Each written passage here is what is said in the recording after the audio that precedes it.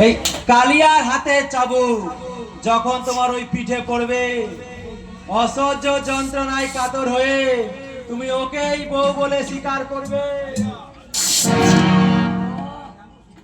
কেন শুধু শুধু পড়ে পড়ে মার খাচ্ছ? ওদের কথা মেনে নিয়ে আমাকে স্বীকার করে নিলেই তো। না, আমি মরবো, তবু কখনোই তোমাদের ওই ষড়যন্ত্রে পা দেব না। বললে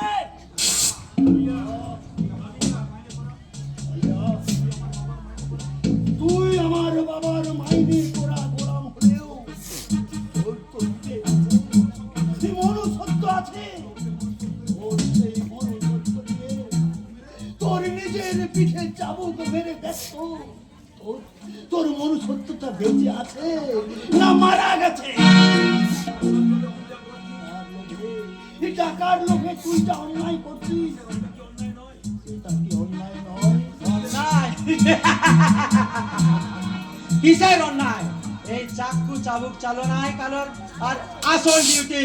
তাই মালিকের হুকুম পেলে মালিকের ছেলের বুকে বসিয়ে দিতে পারে এই চাকু। বলেছে কালিয়া, আমার অতি সত্য জীবনে জ্বালা মেটাতে তোর ওই হিংসার ছুরিটা আমার বুকে বসিয়ে দে। ছুরি চালানোর আগে আমি চালাবো চাবুক। চাবুক আমার মালিকের হুকুম। যেমন করে হোক তোমার ওই মন থেকে প্রতিমার নামটা ভুলিয়ে দিয়ে সেখানে বসিয়ে দিতে হবে এই আলিসার না।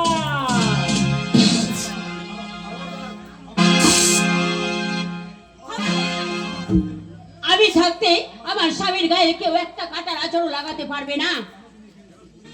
কেন তুমি এখানে এসেছো? এরা যে আমার মতো তোমাকেও মেরে ফেলবে।